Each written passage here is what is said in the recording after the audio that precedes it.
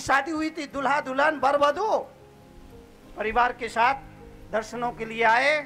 परिवार के लोगों ने कहा मुनि जी ये गृहस्थी में प्रवेश कर रहे हैं, आप इनको ऐसा आशीर्वाद दीजिए इनकी गृहस्थी सुखी रहे। तब मैंने उस वर वधू से कहा लंबे चौड़े वक्तव्य की जरूरत नहीं है, घंटा भर के प्रवचन की तुम्हें जरूरत नहीं है। अगर आप चाहते हो कि आपकी गृहस्थी सुखी रहे, तरुण सागर का एक ही वक्तव्य याद रखना, और वो वक्तव्य सिर्फ इतना है कि जहां तर्क है वहां नरक है, और जहां समर्पण है वहां स्वर्ग है। जिंदगी में इस फार्मूले को याद रखना कि जहां तर्क है वहां नरक है, और जहां समर्पण है वहां स्वर्ग है। पति पत्नी के बीच में जब तक एक दूसरे के प्रति समर्पण का भाव रहता है, जीवन में खुशियां रहती है। जब तक एक दूसरे के प्रति समर्पण की भावना रहती है, जीवन में खुशियां रहती है।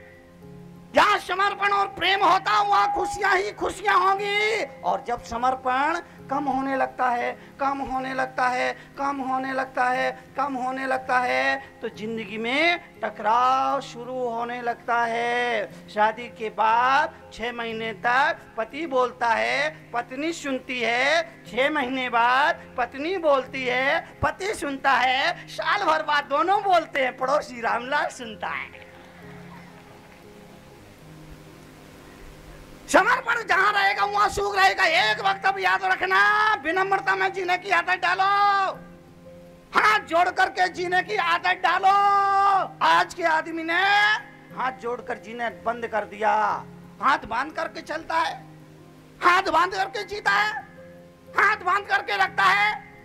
विनम्रता का पहला लक्षण मंगलाचरण, हाथ जोड़िए। जब आप हाथ जोड़ते हैं तो कहने वालों ने कहा 4 मिले 64 खिले, 4 मिले 64 खिले। 2 आंखें आपकी, 2 आंखें सामने वाले की, दोनों आंखों में प्रेम का भाव हो। 4 मिले 64 खिले। 64 4 मिले 64 खिले। 20 खड़े कर जोड़, और प्रेम ऐसी चीज है हर से रोम करो। समर्पण है वहां स्वर्ग है। पति पत्नी के बीच में समर्पण है, स्वर्ग है। सास बहू के बीच में समर्पण है, स्वर्ग है। देवरानी जुटानी के बीच में समर्पण है, स्वर्ग है। समर्पण जिंदगी में स्वर्ग लाता है। और तर्क से टकराव, टकराव से संघर्ष बढ़ता है। शादी होती है, दोनों के बीच एक दूसरे के प्रति प्रेम होता है, तो पहले साल पत्नी अपने पति को आवाज लगाती है, तो उसके आवाज लगाने का ढंग कुछ अलग होता है। दूसरे साल थोड़ा प्रेम समर्पण दोनों में कम हो जाता है, तो पत्नी पति को आवाज लगाती तो उसके कहने का अंदाज कुछ अलग होता है। तीसरे साल आते आते प्रेम समर्पण और कम हो जाता है। पत्नी अपने पति को आवाज लगाती है तो उसके कहने बुलाने का अंदाज कुछ अलग होता है। चौथे साल आते आते समर्पण की भावना बिल्कुल खत्म हो जाती है, तो बुलाने का अंदाज कुछ अलग होता है। वो अंदाज कैसा होता है? बोलूं बोलूं? तू क्यों बोल रही है? बोलूं? 5 साल का बच्चा बोल रहा है, बोलो। पहले साल पत्नी अपने पति को आवाज लगाती है तो बुलाती है जानो। अब जिंदगी भर इतना ही प्रेम रहे तो मैं मानूं।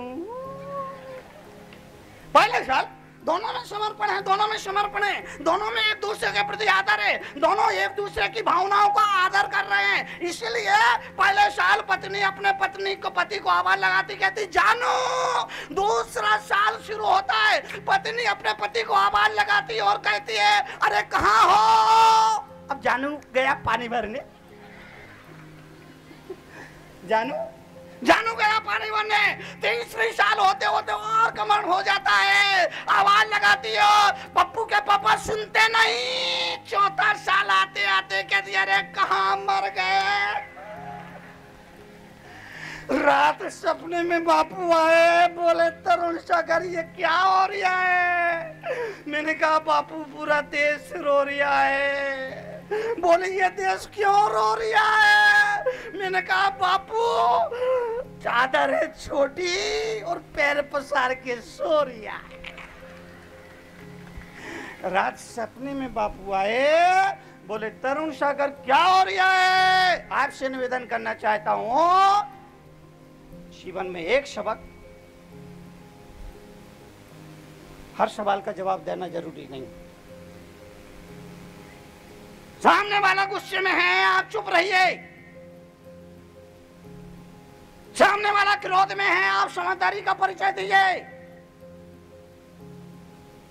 सामने वाला लाल पीला हो रहा है, आप शांत रहिए। सामने वाला आपे में नहीं है, आप अपना रिमोट अपने पास रखिए। टीवी देखते हो, टीवी देखते हो तो हाथों में क्या होता है। अब बेवकूफ बच्चे पैदा होना बंद हो गए। टीवी देखते हो तो रिमोट आपके हाथ में होता है। यही बात मैं आपसे निवेदन करना चाहता हूँ, जिंदगी का रिमोट भी अपने हाथों में रखिए। हमारा रिमोट दूसरों के हाथों में है, इसलिए वो रुलाना चाहे हम रोने लगते हैं, वो हंसाना चाहे हम हंसने लगते हैं, वो क्रोध दिलाना चाहे हम क्रोधित हो जाते हैं, वो भगाना चाहता हम भागने लगते हैं। अपना रिमोट अपने पास रखिए, सामने वाला कुछ नहीं कर पाएगा। बाप और बेटा घोड़े पर चढ़े बाजार जा रहे थे। 2 फरलांग ही चले होंगे, कुछ लोग मिल गए और उन्होंने कहा देखो कैसे पाषाण हृदय बाप बेटे हैं, एक जान पर 2-2 लाशें लदी हुई है, इनके दिल में दया नाम की चीज नहीं है। मरियल सा घोड़ा और ये हट्टे कट्टे उस पर लदे हुए हैं। बाप ने कहा बेटा लोग कुछ कह रहे हैं, सुना तूने। हाँ पिताजी मैंने सुना। तो ठीक है मैं उतर जाता हूँ, तू बैठ। बाप उतर गया, बेटा घोड़े पर बैठ करके आगे चलने लगा। फिर कुछ लोग मिले, फिर कुछ लोग मिले और लोगों ने कहा कैसा कलयुग आ गया, बूढ़ा बाप तो पैदल चल रहा है और हट्टा कट्टा जवान घोड़े पर बैठा है। बेटे ने कहा पिताजी लोग कुछ कह रहे हैं, सुना आपने सुना, तो ऐसा करिए आप आ जाइए मैं पैदल चलता हूँ। बाप बैठ गया, बेटा पैदल पैदल चलने लगा। फिर कुछ लोग मिले, लोगों ने कहा कलयुग आ गया है, कलयुग आ गया है। अरे बुढ़ा तो बेटा है, आपने सुकुमार बच्चे को पैदल चल रहा है। लोगों ने कहा ये बुढ़े तुझे शर्म नहीं आती क्या। बाप ने बेटे से कहा बेटा सुना। हाँ पिताजी सुना। तो अब क्या करना का, अब मैं भी उतर जाता हूँ, दोनों पैदल चलते हैं। फिर कुछ लोग मिले, लोगों ने कहा ओ मूर्खों की पराकाष्ठा हो गई, घोड़ा साथ में है और पैदल। कहने वाले कहेंगे, कहने वाले कहेंगे, हर हाल कहेंगे, बेवजह कहेंगे, अकारण कहेंगे। आप सीधे सरल सपाट रास्ते पर चलोगे तब भी कहेंगे। इसलिए सुनने की आदत डालो, सुनने की आदत डालो, सुनने की आदत डालो, सुनने की आदत डालो। और आजकल सुनने के लिए कोई तैयार नहीं, परिवार में सुनने के लिए कोई तैयार नहीं, सुनाने के लिए सब तैयार हैं, सुनने के लिए कोई तैयार नहीं, सुनाने के लिए सब तैयार है। मैं आपसे निवेदन करूंगा जीवन के लिए, जीवन के परिवर्तन के लिए हम अपने जीवन को घर से सुधारें, अपने आप से सुधारें। सामने वाले से सुलह की उम्मीद नहीं रखें। हम अपने मालिक हैं, हमारी अपने पर मालिकियत है। हम कभी भी कहीं भी अपने आप को बदल सकते हैं। सामने वाले को हम नहीं बदल सकते हैं, पर अपने को बदल सकते हैं। स्वभाव को बदल, स्थान को नहीं बदलना है, स्वभाव को बदलना है। स्कूल को नहीं बदलना है, क्लास बदलना है। घर को नहीं बदलना है, पर आप बाजार को नहीं बदलना है, गांव को नहीं बदलना है, स्वभाव को बदलना है। और आजकल तो जमाना है ना, क्या बोलते हैं ये महिलाएं, वो क्या करती है, ऊपर से नीचे तक एक जैसी, क्या बोलते हैं इसको, मैचिंग। मैचिंग, जमाना मैचिंग का है, जमाना मैचिंग का है, जमाना मैचिंग का है। लेकिन मैं आपसे निवेदन करूंगा, वस्त्रों आभूषणों के मैचिंग के साथ अपना स्वभाव भी ऐसा बनाइए कि वो कहीं भी मैच कर जाए। अपना स्वभाव भी ऐसा बनाइए वो कहीं भी मैच कर जाए।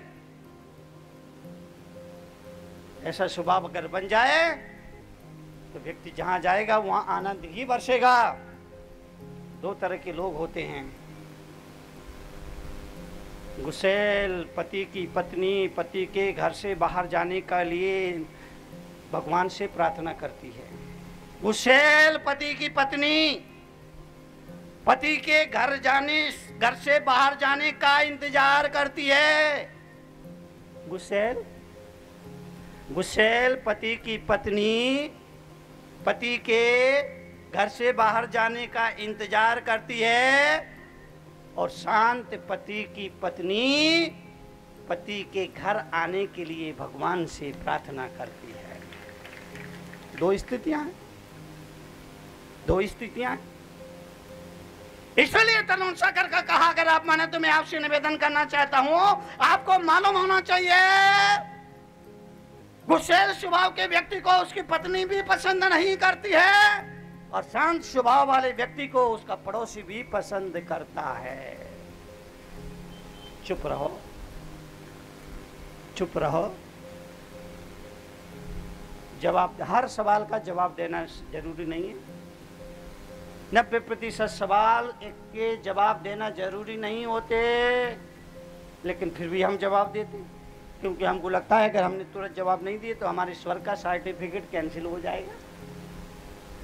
जीवन के लिए भगवान महावीर ने कहा, अपने मन को संभालो, अपने वचन को संभालो, अपनी काया को संभालो। मन वचन काय, मन को संभालिए, वचन को संभालिए। मन को संभालिए, वचन को संभालिए। ऐसी वाणी बोलिए मन का आपा खोए, औरन को शीतल करे आपहु शीतल। आदमी अपनी वाणी को सुधार। घर के अधिकतर झगड़े ये वाणी की वजह से होते हैं। परिवार के अधिकतर झगड़े वाणी पर संयम ना होने की वजह से होता है। पति पत्नी में विवाद हो गया, विवाद इतना बढ़ गया, इतना बढ़ गया, इतना बढ़ गया, पत्नी रुष्ट हो गई और उसने घर की चाबी पति की तरफ फेंक कर कहा, ये संभालो अपना घर, मैं चली अपने मायके। पति समझ गया मामला गंभीर है। उसने बात को संभालते हुए कहा, ठीक है तुम अपने मायके हो आओ, मैं भी अपनी ससुराल घूम आता हूँ, बच्चे भी थोड़े दिन के लिए अपने ननिहाल हो आएंगे। इतना पत्नी को सुनना था, पत्नी को हंसी आ गई और बोली, पप्पू के पापा तुम कितने बोले हो। तो में से एक समझदारी का परिचय दे, झगड़ा टल जाएगा। पति पत्नी आपस में समझौता करें, एक ना समझ बने, दूसरा समझदार बन जाए, काम चल जाएगा। सास बहू आपस में समझौता करे, एक ना समझ बने, दूसरा समझ जाए बन जाए, काम चल जाएगा। दोनों ही ना समझ बने तो, दोनों ही ना समझ बने तो, दोनों ही ना समझ बने तो, दोनों ही ना समझ बनी तो गई भैंस वाणी में। इसलिए आपसे निवेदन करूंगा जीवन के लिए अपने बोल को संभालिए, अपने वाणी को संभालिए। भगवान महावीर ने कहा वाणी का संयम, मन का संयम, हाथ का संयम, पैर का संयम, भोजन का संयम, रसना का संयम। जिंदगी में संयम पल पल कदम कदम पर जरूरी है। पत्नी ने भोजन बनाया, भोजन में मिर्ची जरा ज्यादा हो गई। पत्नी ने भोजन बनाया, भोजन में जरा मिर्ची ज्यादा हो गई। अब अगर पति कहे ये कोई भोजन है क्या, मिर्ची डाल दी, क्या किसी पंसारी से तुम्हारी यारी हो गई, तो स्वाभाविक है पत्नी को बुरा लगेगा और घर में कलह का वातावरण बन जाएगा। अगर इसकी जगह पति यूं कहे वाह भाई मजा आ गया, मोह तो मोह, कानों को भी स्वाद आ गया। वाह भाई मजा आ गया, क्या चटपटा भोजन बना है, कानों को तो मोह, कानों को भी स्वाद। इतना कहने से पत्नी समझ जाएगी। बात एक ही है, बात एक ही है, पर कहने का ढंग अलग अलग है। आपके घर मेहमान आया और आप उसे बोलिए आइए आप भी भोजन कर लीजिए, मेहमान आएगा प्रेम से भोजन करेगा। और अगर इसकी जगह ये कहो आओ तुम मीट ठूस लो, क्या होगा पंडित जी, ठूसेगा तो नहीं ठूसा। मेहमान आया, अगर आप उससे बोलिए आइए आप भी भोजन कर लीजिए, प्रेम से भोजन करेगा। और इसकी जगह अगर यूं कहा जाए आओ तुम मीट, कहने का ढंग अलग अलग होता है। दुनिया नहीं बदलेगी, हमें अपने जीने का ढंग बदलना है, हमें अपने रहने का ढंग बदलना है, हमें अपने कहने का ढंग बदलना है। दुनिया नहीं बदलेगी, दुनिया तो जैसी है वैसी। महावीर के समय भी ऐसी थी, बुद्ध के समय भी ऐसी ही थी, राम के समय भी ऐसी ही थी, श्री कृष्ण के समय भी ऐसी ही थी। दुनिया जो है वो है, पर दुनिया वाले अपने को बदले तो ये दुनिया किसी स्वर्ग से कम नहीं है। मरने के बाद स्वर्ग जाने की वजह हम इसी जीवन को, इसी धरती को स्वर्ग बनाने की कोशिश करें तो हमारे जीवन